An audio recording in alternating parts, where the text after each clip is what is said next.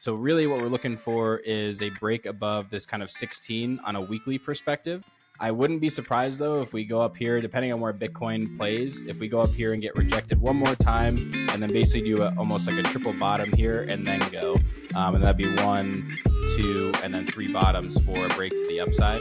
What is up, everyone? Welcome back to another episode of WagmiTV. We have a super exciting one for you guys today. We're coming back with one of our favorite altcoin gems, and that is TRIAS. We did an earlier video on this a couple months ago, so we'll have that linked for anyone curious. But super bullish on this project. We're going to go through some TA and some upcoming catalysts to look forward to, and we hope you enjoy. As always, none of this is financial advice. This is purely for entertainment purposes. And with that said, I'll kick it over to Sia to go through the TA. Yeah, great intro. And we're just going to jump right in here and cover a couple of chart analysis time windows. We're going to look at the weekly first. And getting into here, you can see really, really quickly, obviously, we had this kind of massive pump back in December from about $4 all the way up to $15. We're going to talk about what that catalyst was and how that might help in the future.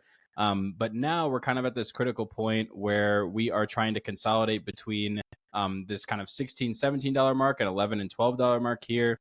And what we've seen basically over the past 2 months is consolidation between those two levels, kind of picking back and forth off of these Fibonacci levels.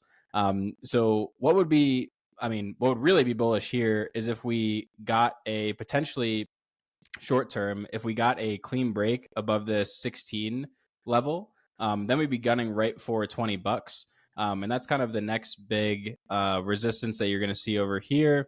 And it lines up pretty well with that fib level as well. So really what we're looking for is a break above this kind of 16 on a weekly perspective. I wouldn't be surprised though if we go up here, depending on where Bitcoin plays, if we go up here and get rejected one more time and then basically do almost like a triple bottom here and then go. And that'd be 1, 2, and then 3 bottoms for a break to the upside. But again, that's kind of thinking a little bit more longer term. But it has been holding up really, really solidly for the last couple months. And this is exactly what we want to see from a consolidation perspective. But again, anything can really happen where Bitcoin's going to be going. But that's the kind of weekly time frame, what we're looking at from a weekly perspective. Obviously, if we were going for what a potential target past the all-time high would be, obviously, all-time high is about $31. The next fib level we'd be looking for above 31, if we're able to break that longer term, would be this 51 level up here. So longer term, that's kind of where I have my kind of eyes set in terms of where we're going to go past the all-time high and where the next resistance past the all-time high would be. But I know that Mata has some insight into the shorter time frame chart as well. So I'm going to kick that over to him now. Yeah, no, great insight. And it's funny, some of our levels align. So if we take a quick look at this, here's the 4-hour. So a little bit more short term.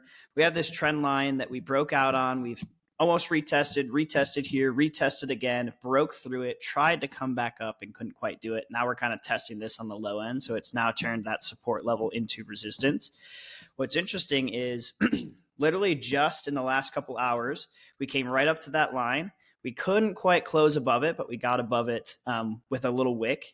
But here in this 4-hour time frame that we're working on now, we're trying to break above that. So what we're trying to see is it break above here.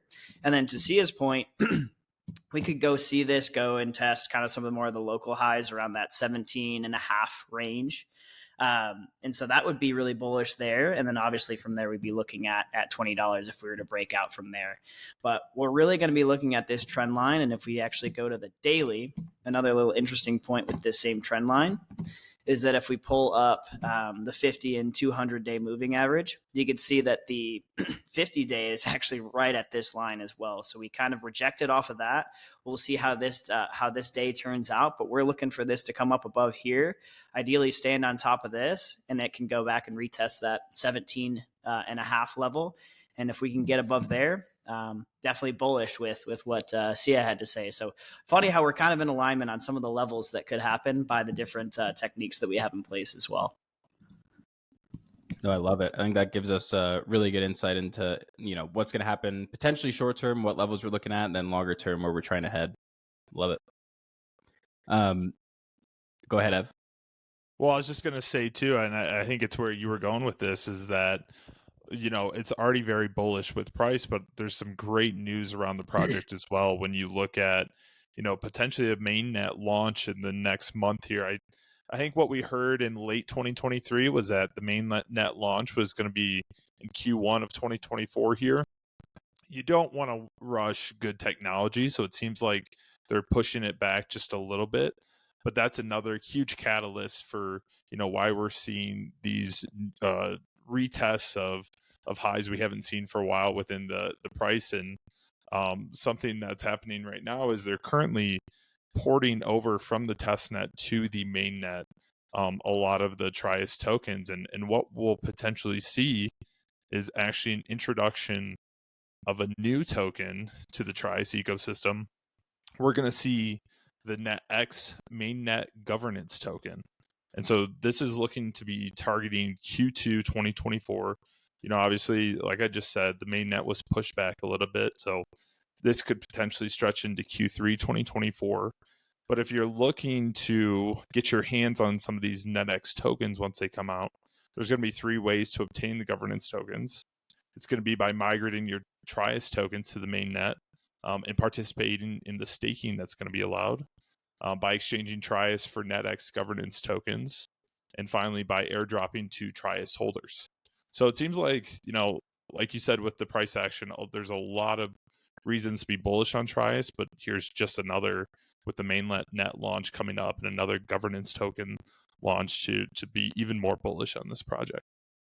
Yeah, I mean, when you think about it, like what is the meta right now? The meta is very clearly airdrops. Like that has been proven for the last year, starting with all the way back to, Arbitrum, which was over a year ago now. We've seen so many airdrops, so many projects doing airdrops, and the reason they're doing it is because it works, right? You gain a lot of users, you gain a lot of adoption, and also, provides kind of a bullish narrative for your project. So personally, I think that's probably the most bullish part about that announcement is just the fact that if you hold TRIAS, for a fact you're going to be getting airdropped this new token, which also looks super promising. So overall, like I think, in our first video, we really covered kind of the tokenomics aspect and the fixed supply and the fact that the entire supply is circulating and all that side of things. And then you take that and multiply it by these upcoming catalysts, and you can see a formula for success here. Yeah, 100%. I think the other thing that people sleep on too with TRIAS is that a couple of things that I always like to follow is like who are like what projects or what other entities or organizations are these projects partnering with.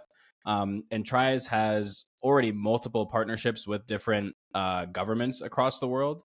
Since it is a layer 0, you can essentially, like, just to explain it really quickly, you could almost like run TRIAS could essentially be like an AWS or Azure. If you're familiar with cloud architecture, it could essentially run as an AWS or Azure environment for particular products.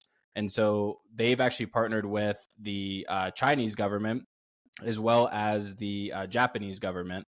And so, for example, with the Chinese government, they're actually partnering to host all of their supply chain data on the TRIAS blockchain. And so this was announced in December. And again, I mean, China, obviously has its political issues, but again, the economy and the GDP, it's 17 trillion, actually approaching 18 trillion now. So there's going to be a lot of data and transactions running through TRIAS for that. As well, they're also supporting the Japanese government in making a stable coin. So that just tells me that, the governments aren't going to work with companies that don't have legit technology. So that just kind of helps me and helps other people understand, like, hey, this technology might be pretty legit as opposed to other altcoins that might be out there. So just another little catalyst that could be coming down the road. 100%. Wow. Yeah, lot to be bullish on here. We just wanted to get a quick video out. I know a bunch of our subscribers are big TRIAS fans, so wanted to get a quick update out for you guys. Obviously, we're super bullish on the project, and we'll continue to keep a pulse on things and give you guys updates as they come. But that's it for today, and we'll see you next time on another episode of WagmiTV.